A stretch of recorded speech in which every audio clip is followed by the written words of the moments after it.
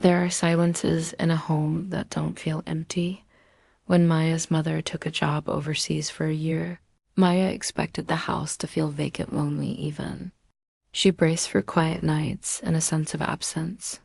But her mother's husband, David, stayed behind, and somehow the house still felt full, not with noise or activity, but with a calm, comforting presence.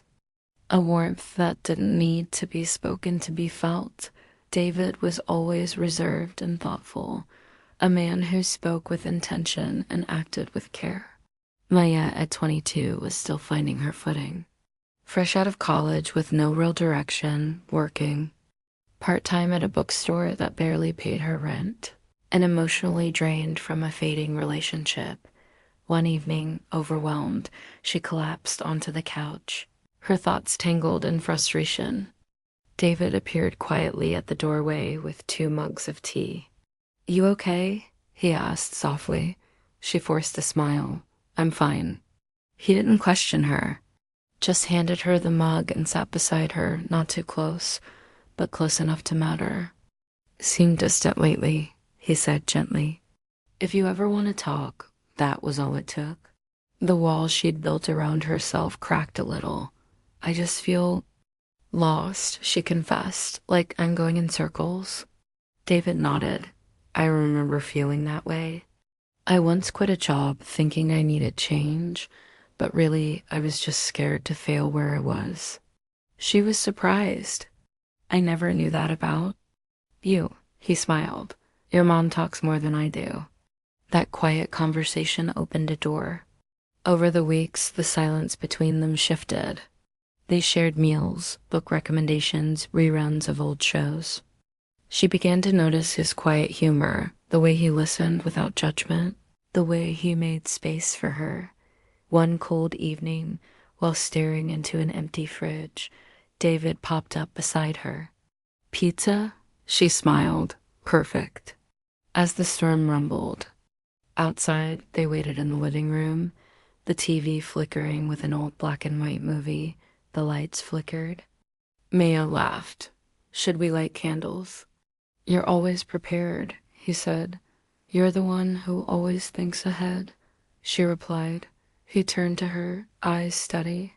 "That's something I admire about you." His words stayed with her. They felt soft but heavy. That night, she couldn't stop thinking about him. The way he made the world feel more stable. In the days that followed, she noticed the small things, how he checked her car tires without telling her, how he kept her favorite snacks in stock, how he listened not just to what she said, but to what she didn't. It confused her. But those small moments pulled at her heart, drawing a quiet connection she couldn't name. One night, while folding laundry, she found herself watching his hands as he folded her sweater carefully. "You've been quiet," he said. "I've just been thinking," she replied, "about everything. I'm here if you need me." Those words echoed in her mind long after. She started gravitating toward him, more lingering in the kitchen, sitting in the living room even when she had no reason to. She told herself it was harmless, but she knew her feelings had quietly crossed a line. David never treated her differently, always calm, always kind, but something in her had changed. Then one evening, she found him asleep on the couch, glasses slipping down his nose, a book rising and falling with his chest. She stood there, heart aching in a way she couldn't explain. Later that week, they sat outside together under heavy skies. "Rough day?" he asked. "I feel like I'm stuck," she said. "Like I'm running in place." "You're hard on yourself," he said softly. "I don't know how not to be. You don't have to figure it all out today. Just breathe." She turned to him. For a heartbeat, it felt like the world slowed down. "Thanks for always being here," she whispered. "I always will be," he replied. Something unspoken passed. Between them, too big for words. Maya began to pull away. She stayed out late, made excuses, let meals go untouched. David didn't push. He gave her space, but that quiet distance hurt more than confrontation ever could. Then one night, she overheard him on the phone. "I think I should stay somewhere else for a while." Her heart sank. The next morning, it became real. He was packing. "You're leaving?" she whispered. "I think it's best." "You don't have to go." "I think I do." Panicked, she stepped closer. "I've been confused." I didn't know how to deal with my feelings. He paused, lowering his bag. "Whatever it is, we can talk. I don't know how to explain it. I just know when you're here, I feel safe, more like myself."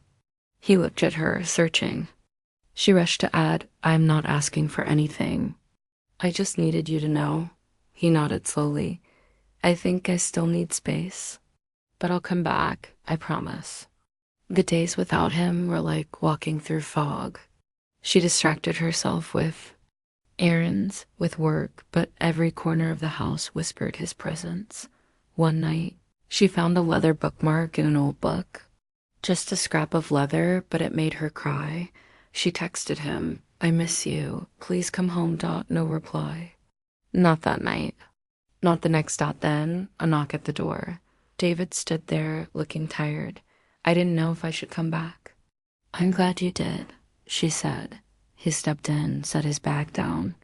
"I needed time," he said, "to understand what I was feeling, to make sure it wasn't wrong." She swallowed. "And now? I still don't have all the answers. But I missed you more than I should have." She stepped closer. "So what do we do now?" "We go slow, we stay honest, and we don't pretend this isn't real."